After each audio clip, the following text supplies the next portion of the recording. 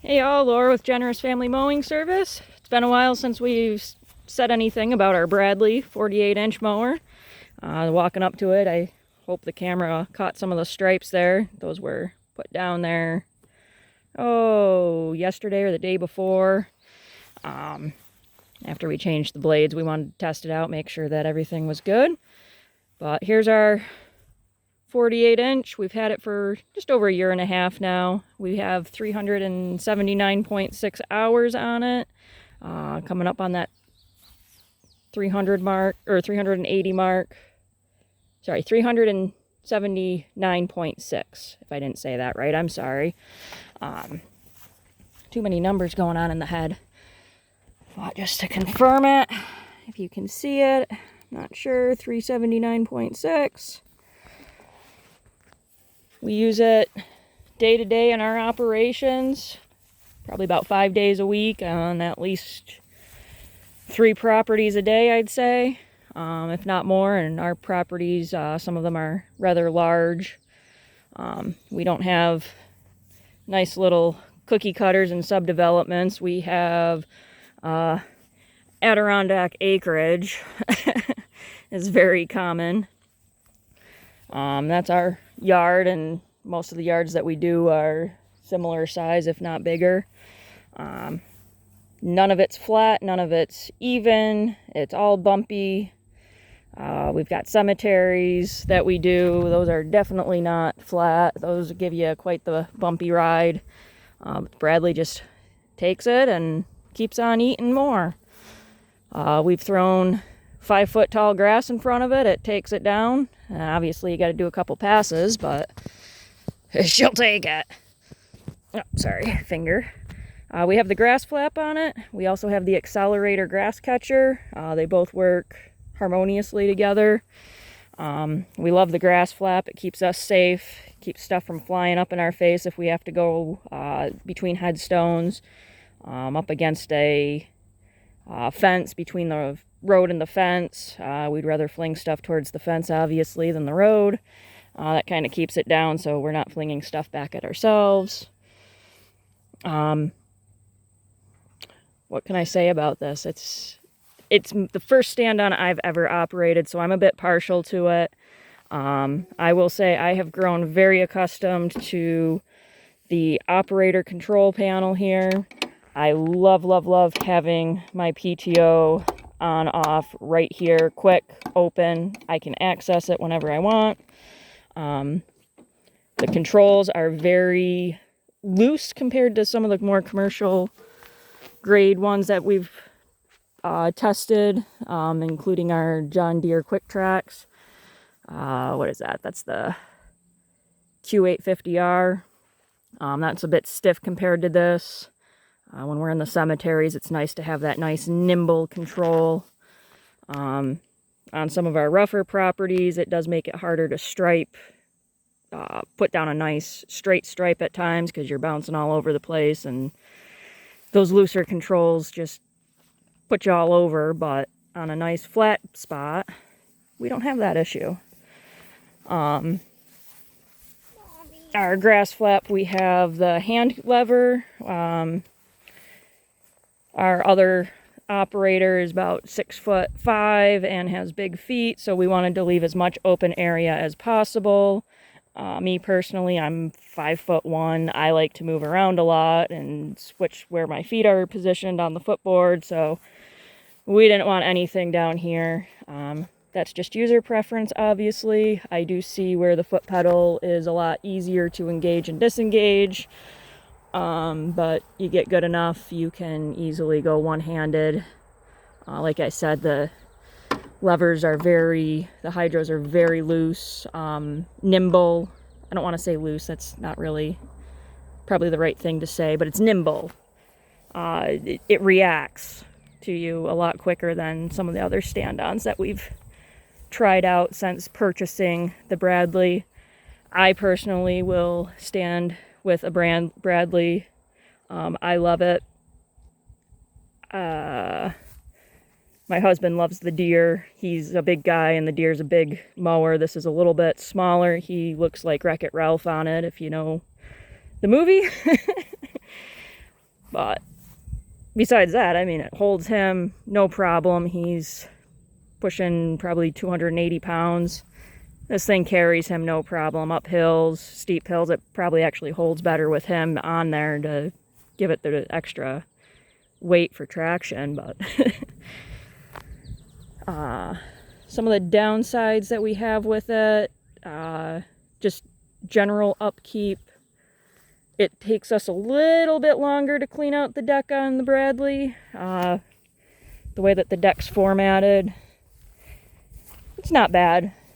You know, we didn't know, and our deck's kind of, I'm doing it with the wrong hand here. Our deck's kind of dirty right now, don't mind it. I haven't had a chance to scrape it yet, but you can see these baffles here get plugged up pretty quick. On our other mowers, these little indents, we find them on the back part, and this is more smooth. But it's just minor details. It takes us a few extra minutes to clean out underneath. As you can see, this is from today. I've already sprayed out a little bit, but you can see these definitely get clogged up pretty easy, pretty quick. Other than that, it's pretty good, I think. And the oil changes they take a little bit longer. That's super easy. I mean, you just drop your hose down and let her go. You can't get any easier than that. If I can do it, I mean, I have no mechanical background. I'm learning as I go. Colby, our other operator, luckily is extremely patient and willing to teach me. So trust me, if I can do it, I'm pretty sure just about anybody out there can do it. Super easy. It for whatever reason just takes longer to drain out the oil than the other two mowers that we have, the Deere Quick Tracks, and then we have the Exmark Radius E-Series. They both go a little bit quicker. Minor, you know, it's a little bit extra downtime when you're doing those maintenance points, but that's not really, it wouldn't turn me away from it, that's for sure. I would definitely get another one. I actually want to get a 61 inch. I want to see how that does compared to the 48. We have some, like I said, bigger properties. The 48 is beautiful on our smaller properties, which I'm pretty sure the smallest we have is maybe half an acre. So we don't have cookie cutters. Not by any means. This thing gets in and out, does the job that we need it to. Starts right up. The only problems we have with starting up is when it's cold, and I guess from researching the Briggs & Stratton engine, that's a common thing.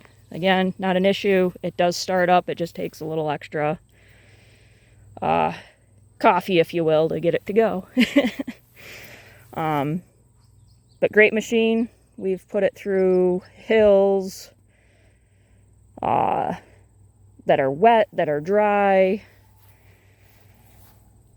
deep grass, thick grass. So we live in the Adirondacks in New York, so we're cool season grasses. We actually use this in a campground, so we're going over roads that are rocky, you know, gravel. We try to turn off the deck, but occasionally, you know, we just skip right over it as we're crossing between sites. So it takes a beating. We are not easy on this thing by any means. We do keep up on regular maintenance. We're doing our oil changes actually before it's recommended. Just because we are hard on it in other aspects, so we figure at least we can treat the engine right with the oil. You know, we just kind of look at the oil, and if the color's starting to change, that's when we start thinking about it. And as it usually around 30 to 50 hours we're changing it. We've done the hydros. That was a fairly simple process once we figured it out. Again, being a our first stand-on that either Colby or I have used. He figured it out pretty quick. I would have probably been lost, but the instructions were pretty self-explanatory. Once he figured it out, he showed me, and again, if I can do it, yeah, pretty much anybody can do it if you're shown. It's pretty simple to work on. Everything's right in the open. You know, we've had one minor maintenance issue. We had the valve cover was leaking oil. Couldn't figure out why, and then we went to take it off and it was missing a bolt. Not sure how that happened, if somebody came along and just took one out just to mess with us, because there's some pretty long bolts in there, or it just kind of rattled its way out. Like I said, we are not on easy properties. We have not had much for any maintenance downtime on this besides that. Just little cosmetic things here or there. I mean, I'm still missing a nut here. That was my fault. I had loosened it up and I forgot to tighten it back down. We had our weed trimmer rack was right there and I needed to move it. So, my fault. We did lose a spring on the hydros. Down here, I don't know if I can get a picture of it. Nope. It's not high enough to get a picture of it on the video. Sorry, guys. But we lost it on one of the properties we were on. The one thing that you will hear about Bradley is the customer service. Brad had us pointed in the right direction within a few hours to get the part replaced. And any questions that we've had, anybody there that we contact is just quick. Very quick to get back to us. Kudos to the customer service, the sales, whatever, parts department. You know, they always get right back to you. You don't, and it's a person. It's, as far as I can tell, it's not a computer or anything like that. They're very good. Very, very good about that.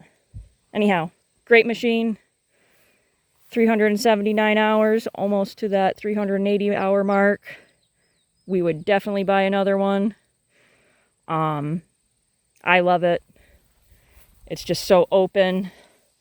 This is open.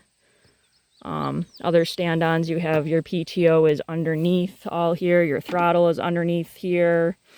Your keys, choke, open. Super easy to use. I prefer that. It's been an adjustment using our deer stand-on. I operate on my own during the week, and this thing comes with me just about every day. I'm trying to think of a day that I haven't had it on the trailer, and nothing comes to mind. It is my personal go-to.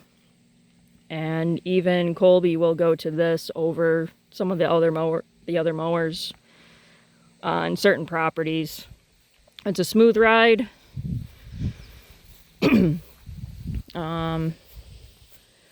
What else can I say about it? We are currently trying out a different set of blades. We've been running the Ballard Gold on there, and I'm gonna mess this up, but I think these are the XHTs. I'm trying to remember where they came from. We were introduced to similar ones on the deer when we bought that, but they definitely hold an edge really nice. We love the golds. It's the Ballard Gold mulching blade that we've been running on it. Does phenomenal on our grass up here, and paired with the Bradley, it does really good. And just trying different things. Like I said, we're kind of new to the game, so you got to try different things, right? Find what works for us. Obviously, the Bradley works for me. It works for Colby. More for me. I prefer the Bradley, and it's my go-to. And I will be adding another one to the fleet eventually, if I have my way. I get 50% say right now, so, you know, I have a pretty good chance of getting another one. Anyhow, thank you for watching. If you have questions about our machine and why it works so well for us, feel free to reach out. Have a good one, guys. Stay safe, stay cool.